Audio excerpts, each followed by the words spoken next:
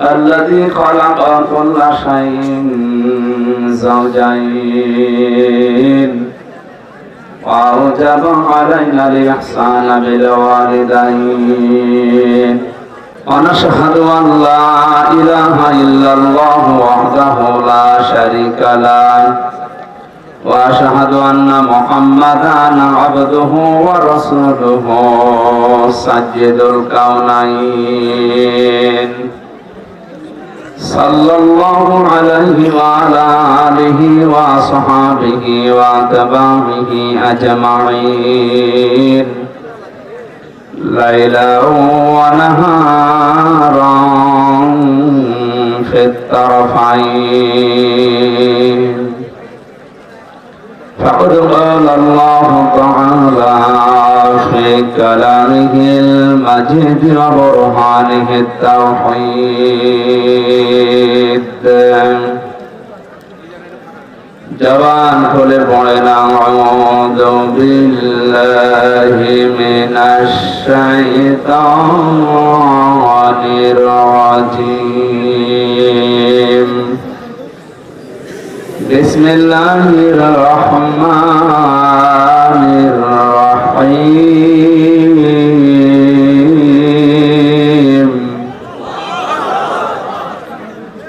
ইয়া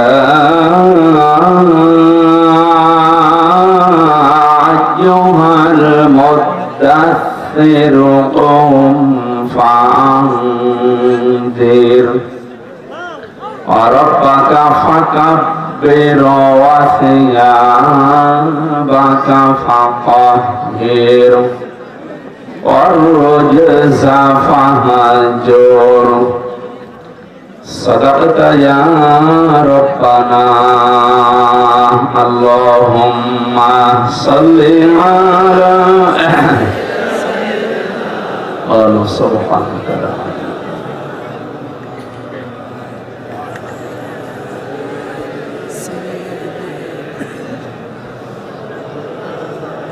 হাজারো ব্যথা বেদনার পরে ফিরে আসনি তুমি আপন ঘরে দিনের আলো তুমি ছড়িয়ে দিতে চলে গেলে মদিনায় মক্কা ছেড়ে হে রাসূল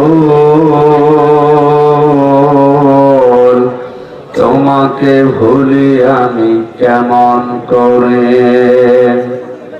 হে রাসূল তোমাকে ভুলি আমি কেমন করে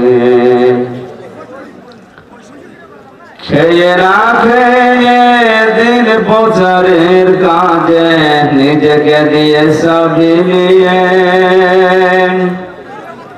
তাই ফের কাফেরেরা চিনল না এ আলো দুষ্ট ছেলেদের পিছু দিল লেলিয়ে পাথরের আঘাতে ক্ষত বিক্ষত হয়ে সারা শরীর থেকে রক্ত ঝরে হে রাসূল তোমাকে ভুলি আমি কেমন করে হেরার দোহাই তোমারি ধ্যান আসমান থেকে নামে আল কোরআন ভাঙলো সবার ভুল তোমারি পরে আসলো কোরআনের ছায়া তলে খালিদ মরানি আবু বকর ইসলামী ঝান্ডা নিরজে তোলে আল-আমিন তুমি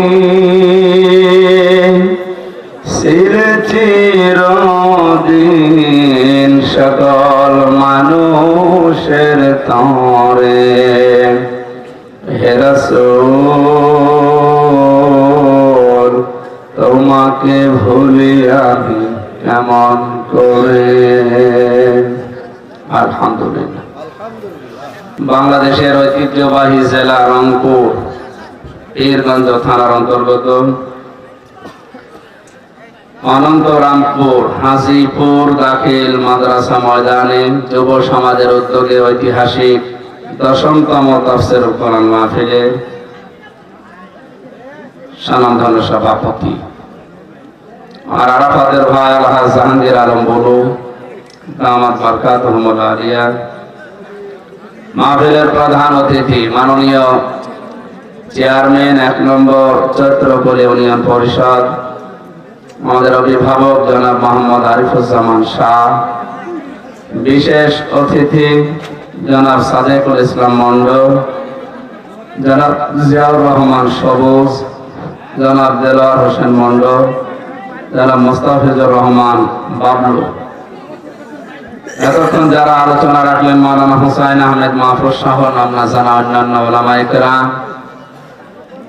পীরগঞ্জে আসলে শ্রদ্ধাভাজন বড় ভাই ইসলামিক চিন্তাবিদ শিক্ষাবিদ অধ্যাপক মাওলানা নুরুল আমিন সাহেবের কথা মনে হয়, তার জন্য দোয়া করছি।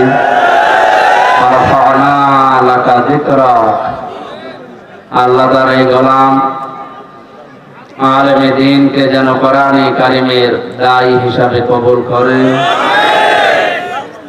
সামনে বসা মুসলমান ভাইরা, পর্দার আড়ালের সম্মানিতা মা এবং বোনেরা, প্রশাসনের ভাইরা, প্রাণ প্রিয় রংপুরবাসী, মহান রব্বুল ইজ্জাত আল জালালের দরবারে শুকরিয়া জানাচ্ছি যিনি আমাদের সুস্থ রেখেছেন। এটা যে কত বড় নিয়ামত, যদি সুস্থ না থাকেন আপনি টের পাবেন। জেলখানার ভেতরে আপনারা জানেন উন্নত সেরকম চিকিৎসা নেই। 3টা বছর একই ঘরের ভেতরে কাটিয়ে বহু রোগ আমাদের শরীরে বাসা বেঁধেছে। যে কোনো রোগের জন্য হাসপাতালে গেলে একই ওষুধ দেয়, সব রোগের এক ডাক্তার। যদি বলেন মাথা ব্যথা, পেটে ব্যথা, পায়ে ব্যথা, তারপরেও মানুষ মানে এদিক ওদিক করে সুস্থ হয়েছিল। আমরা আসলে একেবারে ছিলাম নজরবন্দি, একদিকে আর একদিকে 24 ঘন্টা ছিল তালা মারা। এই জন্যে মানসিক দিক থেকে শারীরিক দিক থেকে খুব দুর্বল, ভেতরে একেবারে খোলা হয়ে গেছে। মাহফিল গুলো একটু কম করা দরকার ছিল, আপনারা জোর করে করে নিয়ে এসে আরো শরীর খারাপ হয়ে যাচ্ছে। দোয়া করছে আল্লাহ যেন দ্বীনের জন্য কোরআনের খেদমতের কারণে আমার শরীরটা আগের অবস্থায় ফিরিয়ে দেয়, আমার কণ্ঠটা যেন ভিক্ষা দেয়, আমার এলেম যেন আল্লাহ বাড়িয়ে দেয়। দল মত জাতি বর্ণ ধর্ম নির্বিশেষে এলাকায় বহু অমুসলিম বাস করে, আমরা জানি শুনেছি। অন্যান্য ধর্মের লোকেরা সবাইকে নিয়ে মহান রব্বুল ইজ্জাত যেটা দিয়েছেন সবার জন্য, হাদা বায়ানুল লিন্নাস হুদাল লিন্নাস, তামাম দুনিয়ার মানুষকে পথ দেখাবে। শুধু মুসলমানদের জন্য না, তামাম দুনিয়ার সব মানুষকে কোরআন পথ দেখাতে পারে, সে ক্ষমতা কোরআনের আছে, আছে না? মানিত্তাবাল হুদা বিগাইরিল কোরআন আদাল্লাহুল্লাহ। হাদিস হচ্ছে নবীজি বলেন পৃথিবীতে কোরআনে কারীম বাদ দিয়ে কেউ যদি ভালো পথ পাওয়ার জন্য, হেদায়েত পাওয়ার জন্য দুনিয়ায় কোন জায়গায় যায় যেখানে কোরআন নেই, আল্লাহ নিজে দায়িত্ব নিয়ে ধাক্কা দিয়ে হেদায়েতের পথ থেকে তাকে আরো দূরে সরিয়ে দেয়। এই জন্য কোরআন যেখানে নেই, কেউ যদি জেনে শুনে বা ভুল করেও যায়, আপনার মন হয়তো ভালো ছিল যে আমি তো ভালো হওয়ার নিয়তে এই লালনের মাঝারি এসেছি, কিন্তু ওখানে কোরআনের নিয়ম নীতি নেই। এই জন্য আল্লাহ নিজের দায়িত্ব নিয়ে আপনাকে আরো গোমরা বানাবে। আমি জানি এলাকায় সাবেক রাষ্ট্রপতির বাড়ি, এরশাদের বাড়ি এখানে না, আল্লাহ তার ওই গোলামকেও যেন মাফ করে দেয়। সম্মানিত ভাইরা, আমরা কথা বলছিলাম কোরআন যেখানে নেই ওখানে আমরা ভালো হওয়ার নিয়তেও থাকতে চাই না, যেতেও চাই না। কারণ হাদিসের শেষ শব্দ আদাল্লাহুল্লাহ, আদাল্লাহ ইউদিল্লু, বাবি ফাআল থেকে এসেছে। যদি নবী দল্লা শব্দ দিতেন, দল্লা ইয়াদিল্লু, এখানে আলেম নেই,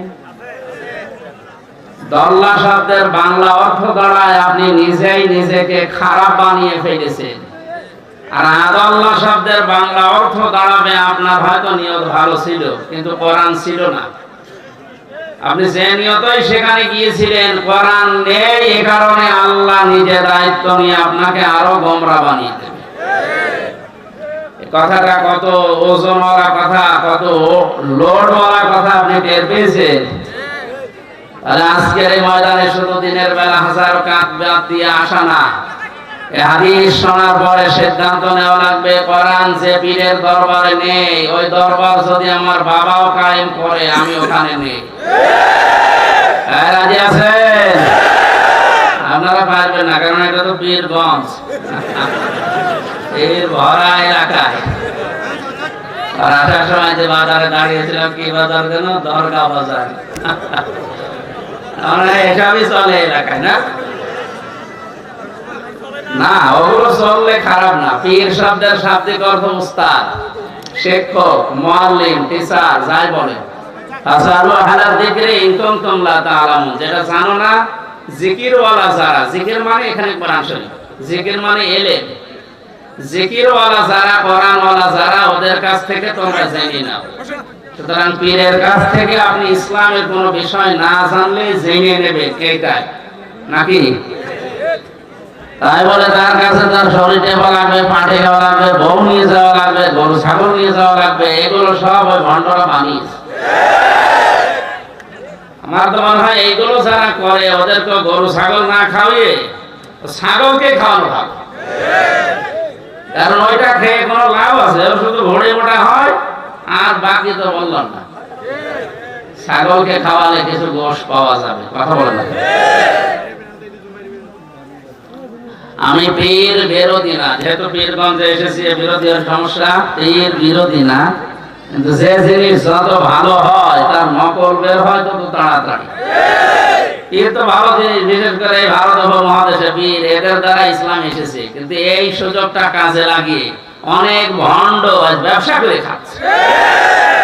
এদের এই ব্যবসাগুলোর মকর যখন উন্মোচন হয়ে যায়, তখন বলে এ হুজুর আমাদের দেখতে পারে না।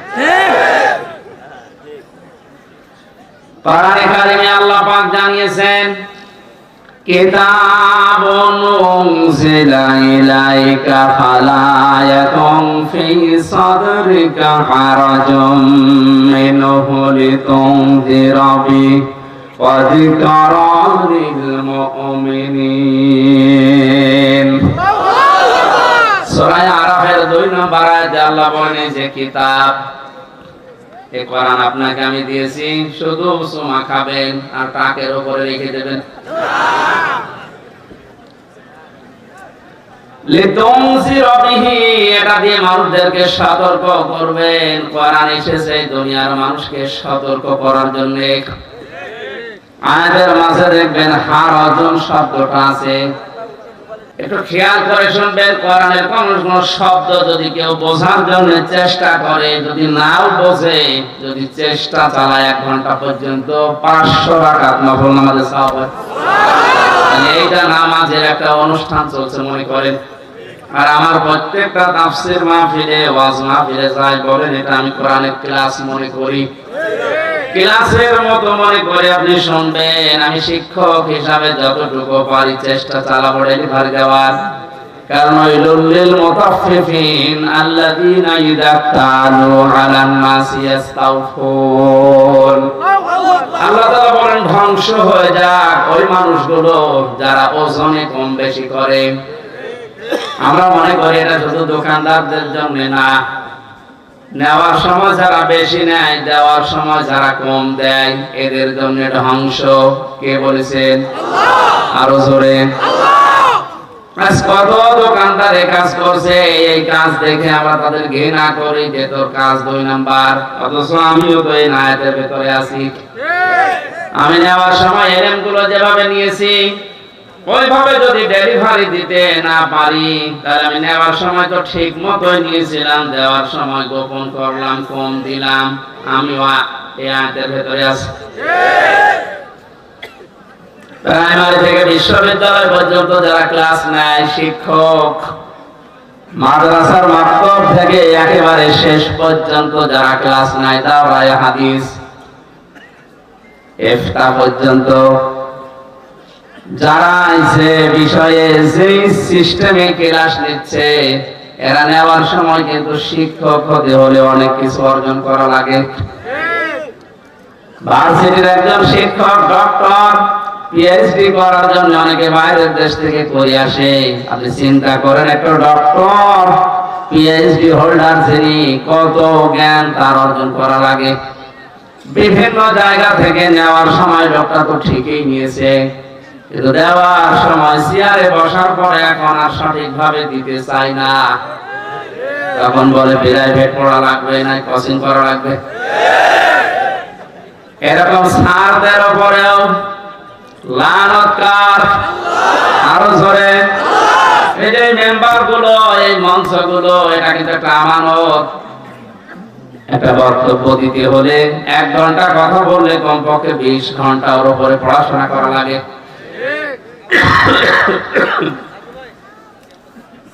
আমাদের পড়াশোনা ঠিকই করে আসি, আসার পরে এমন এমন জায়গা আছে কানের কাছে মুখ নিয়ে বলে হুজুর, এক হুজুরে আমি অর্ধেক ভুলে গেছি। আর ভাই আমি তো দেওয়ার সময় ঠিকই নিয়েছিলাম, এলে দেওয়ার সময় ডেলিভারিতে আপনি অনেক কম করে দিলেন, আপনি নিজেও গুনাহগার হচ্ছেন, আমারেও লানত প্রাপ্ত বানাচ্ছেন। না এই সিস্টেম নেই। ওই যে পুলিশ দাঁড়িয়ে আছে।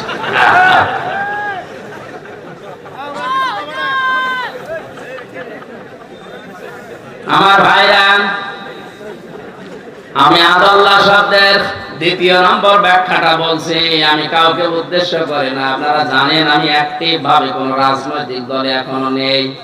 আমি কোরআনের দায়ী হিসাবে সবাই আমার এই জায়গায় দাঁড়িয়ে আমি মন থেকে এভাবে কথা বলছি।